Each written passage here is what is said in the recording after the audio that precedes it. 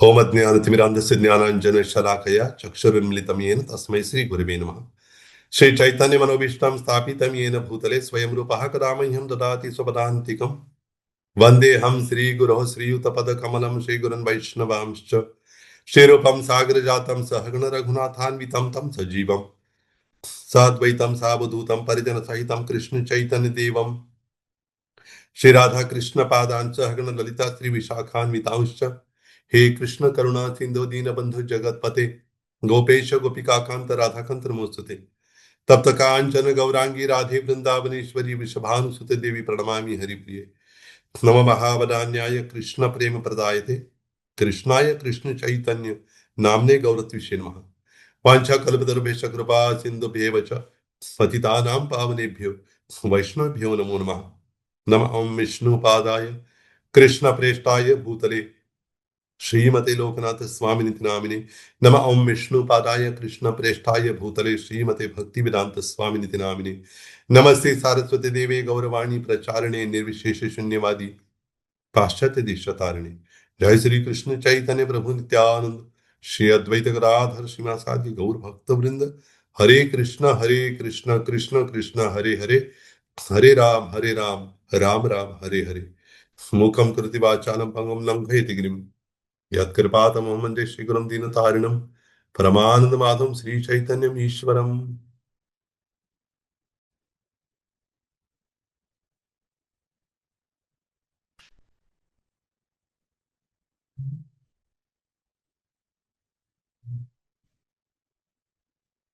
कथञ्च स्मृति अस्मिन् दुष्करं सुकरं भवेत् विस्मृते प्रथम से श्रीचैतन्यं नमामि। हरे कृष्णा। तो जैसे कि अभी अभी पद्माली प्रभु जी ने कहा कि आज से ये आचार्य सीरीज प्रारंभ होने जा रही है और चूंकि वसंत पंचमी के दिन बहुत सारे आचार्यों का आविर्भाव तिरुभाव दिन है, इसलिए एक दिन में संभव नहीं हो पाता है सभी आचार्यों का गुणगान करना और फिर इतना उनके प्रति सम्मान की भावना नहीं रख पाते, पूरा उनका चरित्र इतना नहीं बोल सकते हैं। इसलिए आज मेरा मैं सौभाग्य समझता हूँ कि मुझे शिला पुंडरीक विद्यानिधि इनका आविर्भाव दिन है वसंत पंचमी को, तो उनके बारे में कुछ उनका गुणगान करने का एक एक सेवा दी गई है मुझे, इसलिए फिर से मैं श्रीमान पद्माली प्रभु का धन्यवाद देना चाहता हूँ। तो शिला पुंडरीक विद्यानिधि जो सभी जानते ही है कि जो कोई कृष्ण लीला में है, राधा कृष्ण लीला में भक्त है, वे सभी गौ लीला में भी है। और शिला कवि कर्णपुर जी ने इन सभी का उल्लेख किया है कि कृष्ण लीला में कौन है वो और वही गौ लीला में कौन है। तो शिला पुंडरीक विद्यानिधि के बारे में लिखा है कि कृष्ण लीला में कौन है, श्रीमती राधा रानी के पिता वृषभानु राजा है स्वयं। तो वृषभानु राजा है जिनको राधा रानी जमुना में प्राप्त हुई थी, क्योंकि राधा रानी कोई साधारण स्त्री या कोई नहीं है। हाँ, भगवान की अंतरंगा शक्ति है श्री कृष्ण की।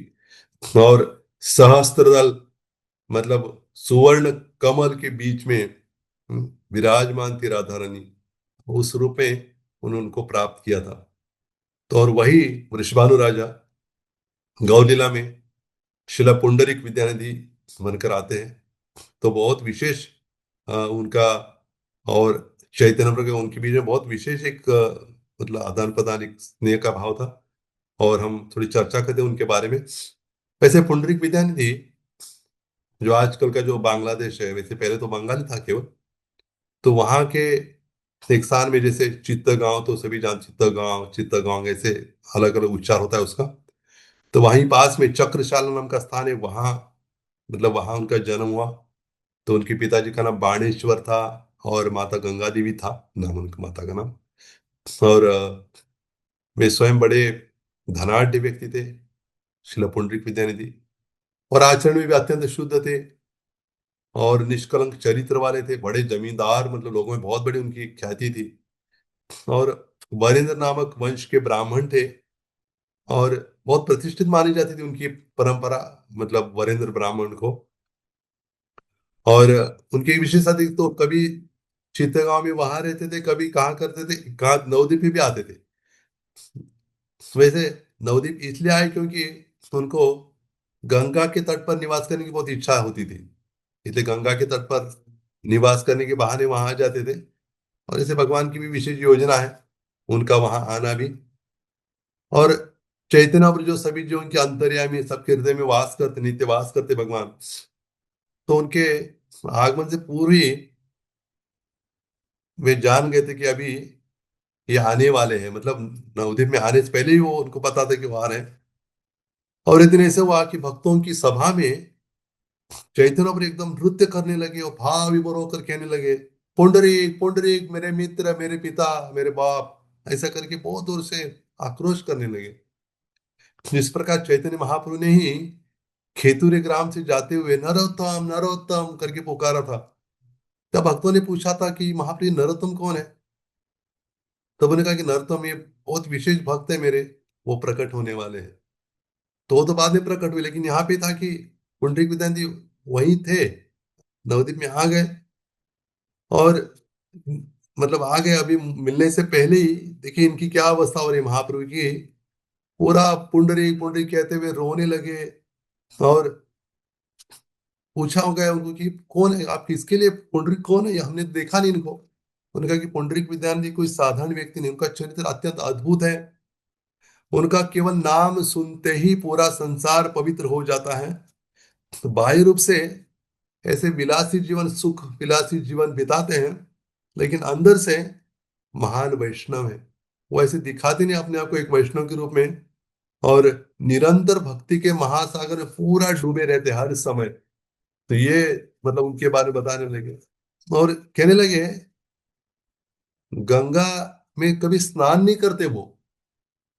अरे हमको आश्चर्य लगा, गंगा के निकट रहना तो चाहते हैं, लेकिन गंगा में स्नान क्यों नहीं करते, क्योंकि उनको भय रहता है कि ये महाप्रभु बता रहे हैं कि उनके चरणों का पवित्र जल क्या होगा, चरणों से गंगा के पवित्र जल का स्पर्श हो जाएगा तो गंगा के प्रति अपमान हो जाएगा, अपराध हो जाएगा, इसलिए वो नहीं दर्शन, मतलब ये नहीं करते थे, वहां स्नान भी नहीं करते, स्पर्श भी नहीं करते अपने पैरों से, चरणों से गंगा जी का। केवल रात्रि के समय आते थे और वो भी दूर से गंगा मैया का दर्शन करते थे। दिन के समय क्यों नहीं आते थे, क्योंकि दिन के समय जाते तो वो देखते कि लोग क्या कर रहे हैं, बाहर के लोग जल में कुल्ला कर रहे हैं, दांत साफ कर रहे हैं, बाल धो रहे हैं। उनको गंगा जी के प्रति वह अपराध बिल्कुल सहा नहीं जाता था, इसलिए वो रात्रि में आते थे। बहुत विशेष है ना, हम तो गंगा जी को देख के कूद पड़ते हैं, लेकिन यहाँ तो पुंडरीक विद्यार्थी की अलग ही बात है। और गंगा जल से आचमन किए बिना कभी भी विग्रहों की पूजा नहीं करते थे, इतना गंगा जी के प्रति ये था। और फिर बता रहे महाप्रभु कि उनका निवास स्थान वहां भी है, चित्तगांव में भी, और यहाँ भी निवास स्थान होगा नवद्वीप में, यहाँ भी रहेंगे वो। और शीघ्र ही यहाँ पे आने वाले हैं, क्योंकि उनके बाह्य रूप से तो भी पहचाना थोड़ा मुश्किल हो जाएगा एक वैष्णव के रूप में, लेकिन बाद में पता लग जाएगा। और उन्हें न देखने का मैं बहुत व्याकुल हो रहा हूं, मैं देख रहा सोच रहा हूँ कि कब मेरा मेरा मतलब उनसे मिलन होगा, श्रील पुंडरीक विद्यार्थी का। और इस भाव से मतलब पुकार है। और ऐसा माना जाता है, चैतन्य भागवत में वर्णन है कि पुंडरीक विद्यार्थी की दीक्षा उस समय हुई थी जिस समय अद्वैत आचार्य ने भी उनसे दीक्षा ग्रहण की थी, माधवेंद्रपुरी से। और इसी कारण चैतन्य महाप्रभु देखा, चैतन्य ने देखा कि ये तो मेरे गुरु के गुरु भाई है, गुरु भ्राता है, इसलिए उनको मतलब एक गुरु के रूप में सम्मानित करते थे पुंडरीक विद्यार्थी के लिए। इसलिए पिता, पिता के पिता कहते थे। पिता मतलब एक अर्थ है कि वो गुरु के रूप में, दूसरा क्या है, मतलब ये राधा रानी की पिता भी है ना कृष्ण लीला में, तो वो तो पता ही है उनको। और श्रील कृष्णास कविराज गोस्वामी लिखते हैं चैतन्य चेतावन में कि पुंडरीक विद्यार्थी को एक चैतन्य महाप्रभु की एक विशेष चैतन्य रूपी वृक्ष की एक विशेष शाखा के रूप में जाना जाता है, क्योंकि जैसे ही उनका नाम लेते थे महाप्रभु तुरंत रोना प्रारंभ कर देते थे। तो इसलिए कोई साधारण व्यक्ति नहीं थे पुंडरीक विद्यार्थी, जिनको इसलिए श्रील कृष्णास कविराज गोस्वामी कहते हैं कि चैतन्य वृक्ष में एक प्रमुख शाखा के रूप में मैं जानता हूं उनको, ऐसे कहते थे। और ये एक और एक विशेष बात थी कि अभी आगे वर्णन करेंगे हम कि बाधेंद्रपुर के शिष्य पुंडरीक विद्यार्थी है, और पुंडरीक विद्यार्थी से ही गदाधर पंडित ने दीक्षा ली। और गदाधर में कौन है, कृष्ण लीला में राधा रानी है स्वयं। तो राधा रानी ने मान लीजिए अपने पिता से दीक्षा ली इस रूप में, हाँ, है ना, पिता से, क्योंकि पिता पुत्री का संबंध तो है ही ये दिव्य संबंध। और अभी हमें दिखा रहे कि गुरु शिष्य का संबंध कैसे होता है। और साथ ही साथ जो चैतन्य महाप्रभु के सेक्रेटरी थे, सचिव थे, जो स्वरूप दामोदर गोस्वामी, उनकी और ये पुंडरीक गोस्वामी बहुत अच्छी, बहुत विशेष मित्रता थी। और इसलिए वो हर से मिला करते थे एक दूसरे को। तो यहाँ पे एक बार ऐसे हुआ कि पुंडरीक विद्यार्थी और जो स्वरूप दामोदर गोस्वामी बहुत समय नहीं मिले थे। लेकिन जगन्नाथपुरी में क्या हुआ कि दीर्घ काल के बाद उनकी मुलाकात हुई स्वरूप दामोदर के साथ, और बहुत मित्रता थी। इसलिए अत्यंत आनंदमय भावना कारण क्या करने लगे, दोनों एक दूसरे के चरण स्पर्श करके चरण की धूलि लेने लगे। हर एक अपने आप को बचा रहा था कि वो मेरे चरणों का स्पर्श ना करे, वो भी प्रयास करे, लेकिन फिर भी एक दूसरे के चरण धूल लेने के लिए बहुत, मतलब एक तरीके से उनके बीच में क्या हो रहा था, महाप्रभु ने देखा कि प्रेमपूर्ण हंसी खेल हो रहा था। वो हंस रहे थे, ये मना करते, वो हंस रहे थे, और महाप्रभु दूर से देख रहे थे, क्योंकि दोनों बहुत बलवान थे, सौरभ दामोदर और पुंडलिक विद्यार्थी। इसलिए कोई जीत नहीं पाया उसमें, कोई एक दूसरे के चरणों को स्पर्श नहीं कर पाया। फिर महाप्रभु इतने प्रसन्न हो गए और बहुत सारे भक्त थे वो सभी हंसने लगे। हाँ, क्योंकि जीत भी नहीं हुई और हार भी नहीं हुई। तो फिर दोनों क्या हो रहे थे, प्रयास तो कर रहे थे। और ऐसे शिला पुंडरीक विद्यानिधि के बहुत अलग अलग नाम भी है। श्री विद्यानिधि कहा जाता है, आचार्य निधि, भक्ति निधि। और चैतन्य महाप्रभु स्वयं, उन्होंने कौन सा नाम दिया था उनको, प्रेम निधि। क्योंकि प्रेम था उनके हृदय में, क्यों नहीं होगा। राधा रानी के पिता जो है, राधा रानी अगर परम करुणामयी है, प्रेम प्रदायिनी है, तो उनके पिता क्या नहीं प्रदान करेंगे क्या। तो इसलिए ये वृंदावन लीला में पुंडरीक विद्यानिधि राजा भी वृषभानु है, राधा रानी के पिता है। और हर इस निरंतर श्री कृष्ण प्रेम के महासागर में तैरते हुए हम्म, पुंडरीक विद्यानिधि के शरीर में बार बार अष्ट सात्विक विकार प्रकट होते थे। नेत्रों से अश्रुधारा बहते थे, रोमांचित होते थे, कभी कोई मूर्छित भी हो जाते थे, हम्म, भगवान का स्मरण करते हुए। और अभी एक विशेष कथा प्रसंग आएगा, गदाधर पंडित और पुंडरीक विद्यानिधि में एक प्रसंग घटित हुआ है। तो चैतन्य भागवत में श्रील वृंदावन दास ठाकुर कहते हैं, जो कोई भी पुंडरीक विद्यानिधि और गदाधर पंडित के बीच में जो उनकी जो भेंट हुई, उनके एक विशेष प्रसंग हुआ, उस कथा का जो कोई पाठ करता है या श्रद्धा से श्रवण करता है, वह निश्चित रूप से भगवान के प्रेम धन को प्राप्त करता है। तो ऐसे कहते हैं। तो फिर, और दूसरा एक विशेषता थी कि गदाधर पंडित, मुकुंद दत्त और वासुदेव दत्त तीनों चित्तगांव के रहवासी थे, वहीं रहते थे। और वो सभी पुंडरीक विद्यार्थी को जानते थे कि पुंडरीक विद्यार्थी वहीं के थे।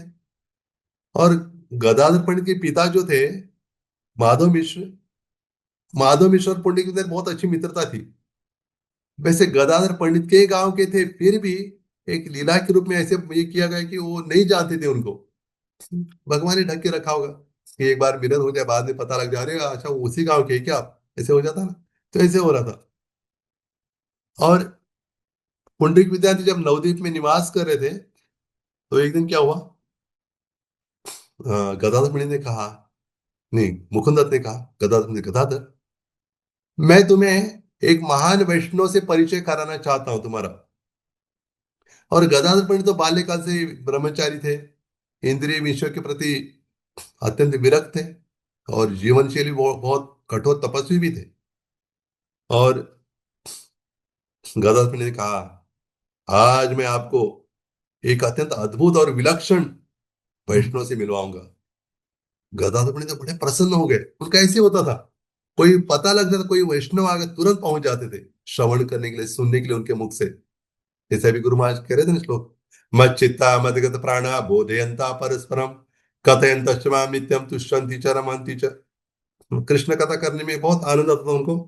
पहुंच गए, और जैसे प्रवेश किया गदाधर मुकुंदत ने पुंडरीक विद्यार्थी के घर में, निवास ने जैसे प्रवेश के देखा कि बहुत बड़े एक पीतल की शैया पर उनका ये था, पलंग था पीतल का।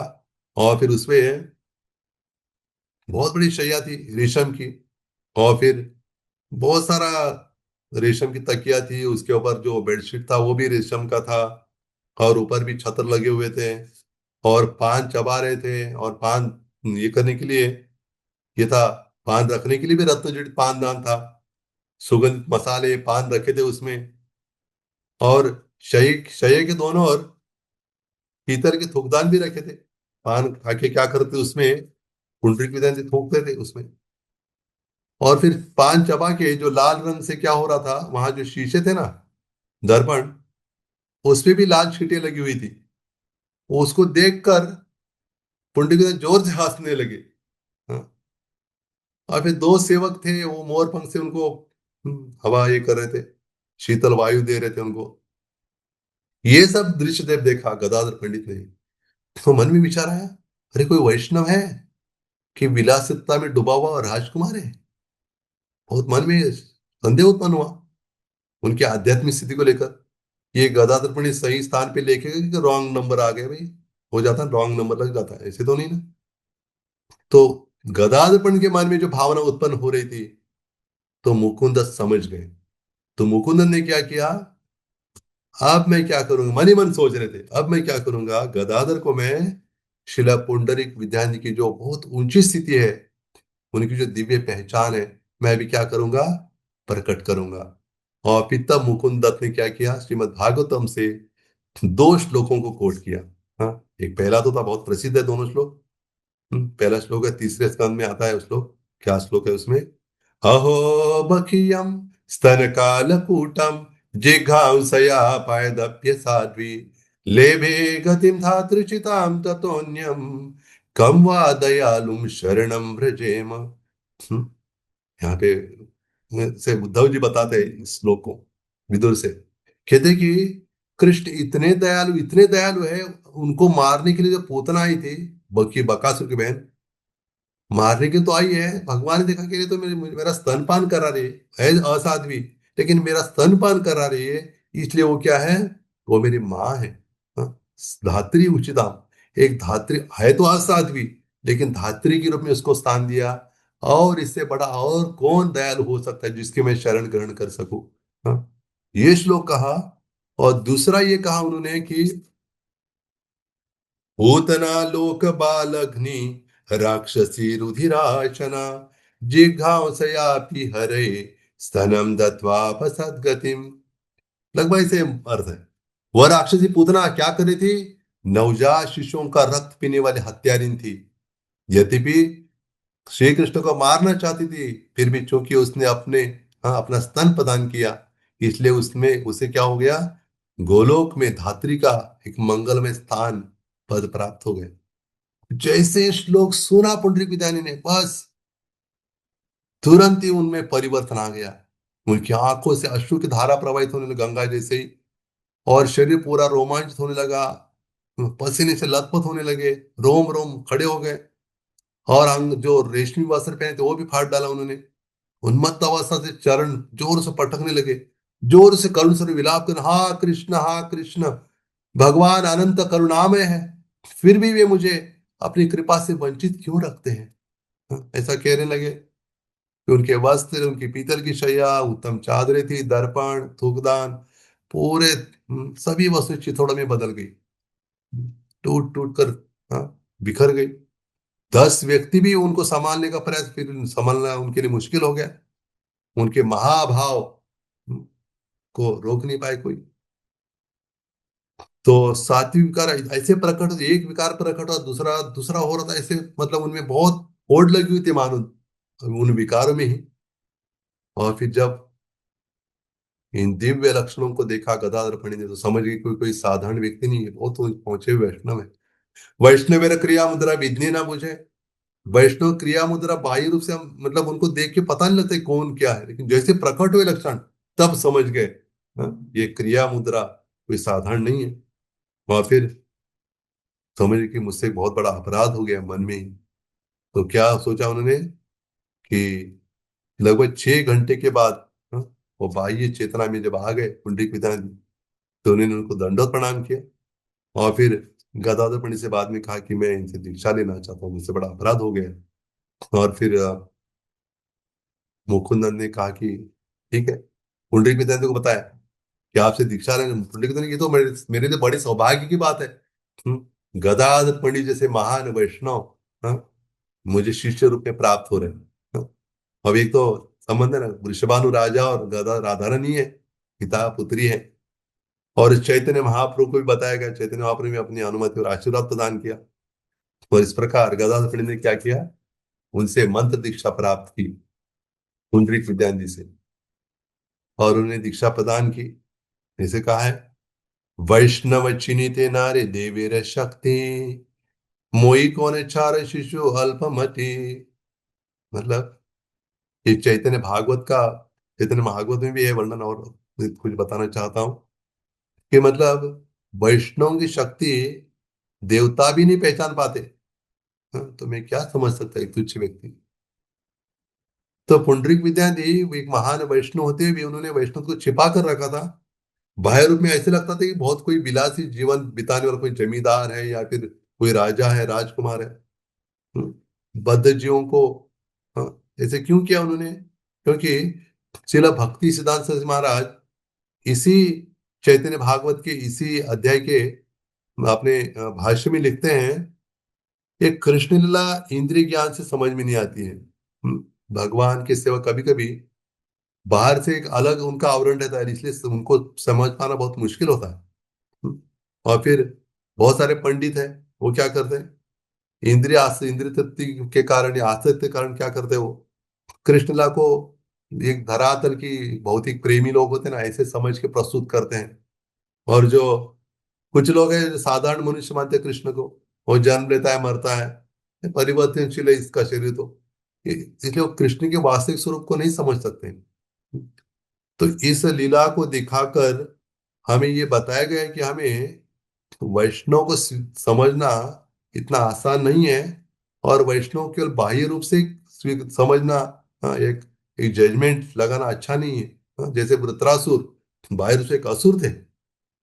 गुरुमा जी एक बार बता रहे थे दिल्ली के एक प्रवचन में, बहुत साल पहले की बात है, कह रहे थे कि अगर किसी का शरीर बाह्य रूप से वैष्णव जैसा नहीं है लेकिन अंदर से वो वैष्णव है, और दूसरा है कि किसी का बाहर से वैष्णव जैसा दिख रहा है लेकिन अंदर से असुरी भावना है, पूछ रहे थे कि दोनों में से अच्छा कौन सा है। भक्तों ने कहा कि ये अच्छा है कि बाहर से अगर असुरी जैसे दिखता है लेकिन अंदर से भक्त, वो ज्यादा अच्छा है। हाँ, इससे कि बाहर से वैष्णव का वेश तो बना है लेकिन अंदर से वैष्णवता नहीं है। तो गुरु महाराज ने पूछा अगर दोनों भी है तो, बाहर से वैष्णव का वेश है और अंदर वैष्णव, तो वो तो बहुत अच्छी बात हुई। तो यहाँ पे ये इसलिए नहीं कर रहे थे कि कभी कभी अयोग्य लोगों के सामने कृष्ण के भक्त क्यों नहीं प्रकट करते, क्योंकि मतलब लोग गलत फहमी का शिकार बन जाते हैं, उनको लगता है कि ये कोई ज्यादा ही कर रहा है, उठपटांग जैसे कर रहा है, इसलिए वो अपने आप को छिपा के रखते हैं, अपने भावों को भी प्रकट नहीं करते हैं शुद्ध भक्त।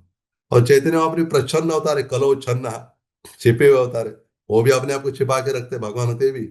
और पुंडरीक विद्यान जैसे महान वैष्णव भी अपने आप को छिपा के रखते हैं, एक वैष्णव के रूप में तुरंत प्रकट, इसमें उनकी विनम्रता भी है। तो वो सोचते हैं कि मैं तो भक्ति नहीं हूँ, लेकिन जैसे ही भक्ति का कुछ सुनते हैं, देखते हैं, बस विकार प्रकट हो जाता है। जैसे महाप्रभु भी समुद्र को भी देखते हैं तो भी उनको जमुना जी की याद आ जाती है और कूद जाते हैं उसमें। तो ये एक दिन ऐसे हुआ कि पुंडरीक विद्यानिधि, रात हुई थी, देर देर रात है, बहुत सुबह की सुबह सुबह का समय था। तो उस समय मतलब अभी रात पूरी नहीं हुई थी और प्रातःकालीन समय भी नहीं हुआ था, सूर्योदय तो नहीं होता, लेकिन उसके बीच में ही पुंडरीक विद्यानिधि पहुंच गए चैतन्य महाप्रभु को मिलने के लिए। इतना मतलब उनको स्मरण हो रहा था महाप्रभु को, पहुंच गए वहां। और जैसे ही उन्होंने देखा महाप्रभु को, कि प्रेम से इतने अभिभूत हो गए कि दंडोत प्रणाम करना भी भूल गए उनको। और महाप्रभु ने भी देखा कि पुंडरीक विद्यार्थी आ गए, तो दोनों ने आलिंगन किया और फिर हृदय से लगा लिया महाप्रभु ने उनको, और दोनों रोकते हुए क्या करने लगे, एक दूसरे का अभिषेक करने लगे अपने अश्रु धारा से। और पुंडरीक विद्यार्थी को ये पुकार रहे महाप्रभु की, आप पिता, मेरे पिता, मेरे पिता, आप कृष्ण प्रेम के खजाना हो, ऐसे पुकारने लगे एक दूसरे को।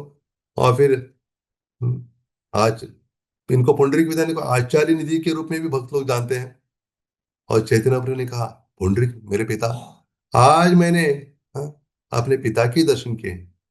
आज मैं मतलब शुभ बहुत अच्छे समय में नींद से उठ गया और मैंने देखा अपने सामने प्रेम निधि को देखा खड़े हुए।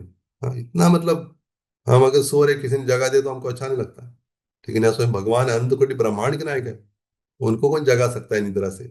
लेकिन ये केवल भक्ति ही कर सकते हैं ऐसा। हाँ, उनके साथ ये प्रेम का व्यवहार। तो एक बार ऐसे हुआ, नहीं ये तो थोड़ी और भी बातें बता लेंगे, कि पुंडरीक विद्यानिधि शिवास आंगन में जो रात भर कीर्तन होता था, दिव्य कीर्तन होता था, जिसमें महाप्रभु अपने बहुत विशेष भाव आवेश को नृत्य के द्वारा प्रस्तुत करते थे, उसमें पुंडरीक विद्यानिधि भी सम्मिलित होते थे। मतलब पुंडरीक विद्यानिधि हर एक लीला में है उनके साथ।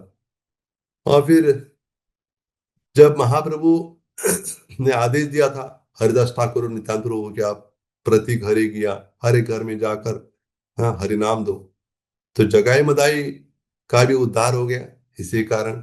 और जगाई मदाई बहुत बड़े महान भक्त बन गए।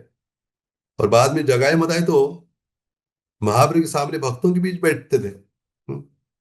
और उनमें भी क्या हो गया, भक्ति के विशेष लक्षण प्रकट हो गए थे। उस समय पुंडरीक विद्यार्थी भी वहां पे थे।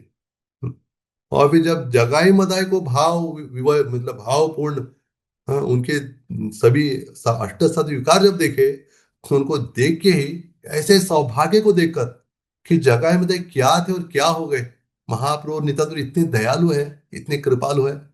तो फिर पुंडरीक मदाई उस आनंद के, हाँ, मतलब स्थिति में उनमें भी वो सारे विकार प्रकट होने लगे। पुंडरीक मदाई उनको देख के ही केवल। और सभी जानते हैं कि महाप्रभु की आज्ञा से ही अद्वैत आचार्य के नेतृत्व में बहुत सारे भक्त बंगाल से आते थे जगन्नाथपुरी में रथ यात्रा के समय। और फिर तब श्रील कृष्णदास कविराज गोस्वामी लिखते हैं कि पुंडरीक विद्यार्थी ये गौरांग महापुरी के पार्षदों में से एक प्रमुख नेता के रूप में उनका वर्णन किया, कहा कि प्रतिवर्ष इसमें सम्मिलित होते थे। उसमें अद्वैत आचार्य, नित्यानंद प्रभु, मुकुंद, श्रीवास ठाकुर, विद्यानिधि, वासुदेव दत्त, मुरारी, ये सारे हर वर्ष आते थे रथ यात्रा में। वास्तव में बहाना तो था रथ यात्रा का, लेकिन मिलना किससे चाहते थे? चैतन्य महाप्रभु से। इसे आते पहले क्या करते थे, वो कहाँ जाते थे? चैतन्य महाप्रभु का दर्शन करके फिर जगन्नाथ जी के दर्शन करते थे। और फिर हुआ ऐसे कि पुंडरीक विद्यार्थी जगन्नाथ भगवान की जो चंदन यात्रा होती है ना, उसमें भी उस उत्सव में भी उपस्थित थे। उस समय चैतन्य महाप्रभु अपने सभी भक्तों के साथ क्या करते थे, उसमें नरेंद्र सरोवर में जल विहार करते थे। और उस समय जो पुंडरीक विद्यार्थी और सौरभ दामोदर दोनों घनिष्ठ मित्र थे ना, जैसे पहले भी चर्चा हुई, एक दूसरे की चरण धूल लेने के लिए प्रयास करते, तो यहाँ क्या करते थे वो, एक दूसरे के ऊपर बहुत ही आनंद से पानी, हाँ, पानी की छींटे मारते थे और क्रीड़ा करते थे, उसमें बहुत आनंद आता था। हम्म। ऐसे चैतन्य महाभागवत में भी वर्णन आता है कि विद्यानिधि और सौरभ दामोदर मित्र थे, हंसते भी एक दूसरे पर जल छिड़कते थे। तो हुआ ऐसे कि एक बार की बात है कि जब चैतन्य महाप्रभु और ये जो रथ यात्रा का प्रसंग था, या फिर उसके पहले ही था प्रसंग ये, उसको कहते ओडन षष्ठी। तो ओडन षष्ठी का समय था, और सभी ने सुना, पता भी होगा ओडन षष्ठी मतलब उस समय जगन्नाथ भगवान को पहली बार ही मतलब ठंडा ठंडा मौसम शुरू होता है ना, तो उस समय कुछ गर्म कपड़े भी भगवान को अर्पण किए जाते हैं। और उसपे मतलब स्टार्च लगा होता है, स्टार्च। तो स्टार्च लगा होता है, तो उसको धो के ये करना होता है कि विग्रह आराधना की विधि के अनुसार। लेकिन पुंडरीक विद्यार्थी और सौरभ दामोदर को हम दोनों दर्शन करने के लिए गए थे जगन्नाथ जी का।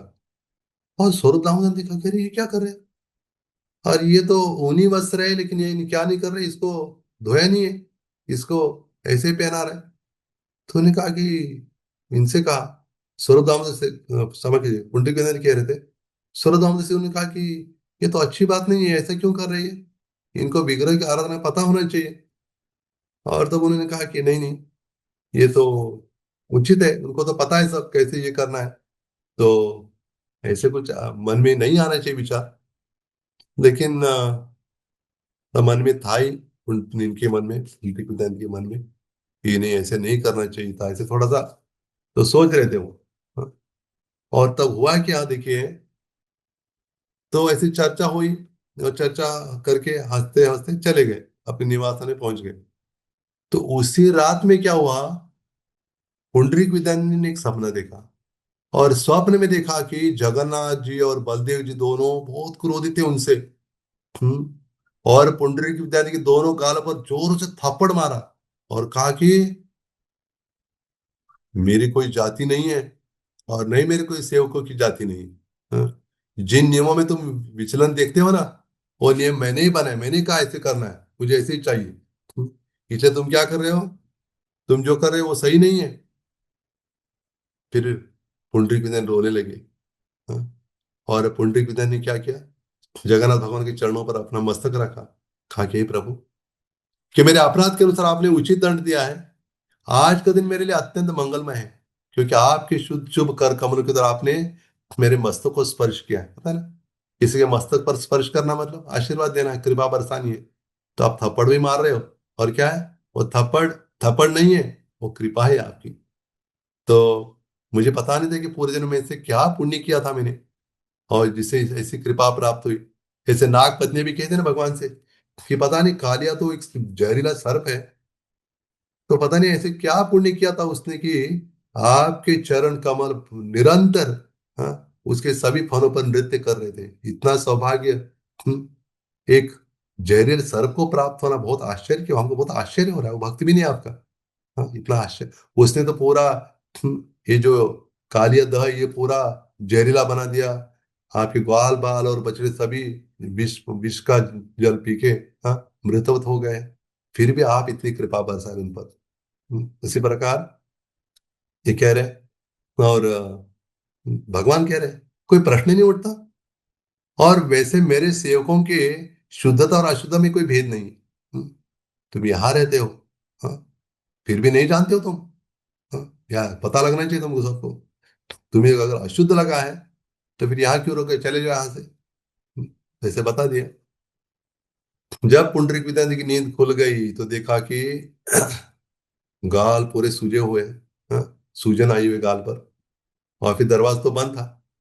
उनके सेवकों ने कहा कि प्रतिदिन मंगलाते में सुबह जल्दी जाते, आज क्यों नहीं उठे।